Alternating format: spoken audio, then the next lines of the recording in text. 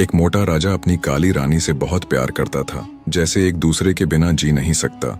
लेकिन धीरे धीरे राजा के मन में वासना और खूबसूरती का ऐसा नशा चढ़ा कि काली रानी के रिश्ते में दरार आ गया। जब भी रानी कमरे में राजा से मिलने जाती, राजा उससे दूर भागने लगा, जैसे कोई भूत देख लिया हो। रानी को लगा कि राजा कुछ बात को लेकर चिंतित है, इसलिए मुझसे दूर भाग रहे हैं, क्योंकि राजा तो मुझसे बहुत प्यार करते हैं। एक दिन पड़ोसी राज्य की राजकुमारी बेसिया अमरगढ़ आई। उसकी सुंदरता देख सैनिक सोचने लगे, काश ये मेरी पत्नी होती। राजकुमारी बेसिया अपनी खूबसूरती से राजा के दिलों पर ऐसा प्रहार की कि धीरे धीरे काली रानी की छवि उनके मन से धुंधली पड़ने लगी। बेसिया ने राजा के कानों में कहा, रानी सुंदर नहीं है, राज्य को एक रूपवती महारानी चाहिए जो आभा से राज्य का मान बढ़ाए। राजा धीरे धीरे बेसिया के खूबसूरती के जाल में फंस गया।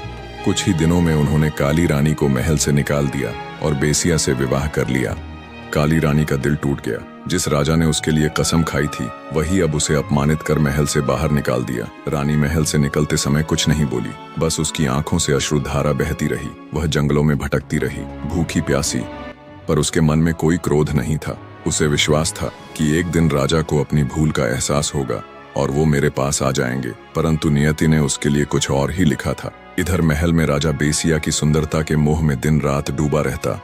शुरू में सब कुछ स्वप्न सा लगा, पर धीरे धीरे राज्य में अजीब घटनाएं घटने लगीं। खेत सूखने लगे, बारिश रुक गई, प्रजा बीमार पड़ने लगी, सैनिकों का मनोबल टूटने लगा। दरबारियों ने राजा से कहा, महाराज, जब तक काली रानी महल में थीं, राज्य पर सुख समृद्धि बरसती थी। लगता है उन्हें निकालने से देवी देवताओं का आशीर्वाद छिन गया है।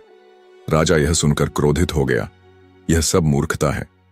राज्य को संवारने के लिए सुंदर महारानी चाहिए, कोई काली छाया नहीं। लेकिन एक रात राजा ने देखा कि बेसिया का चेहरा बदल रहा है। उसका रूप झिलमिलाती रोशनी जैसा नहीं, बल्कि नागिन की तरह भयावह हो रहा है। उसकी हंसी में क्रूरता झलक रही थी।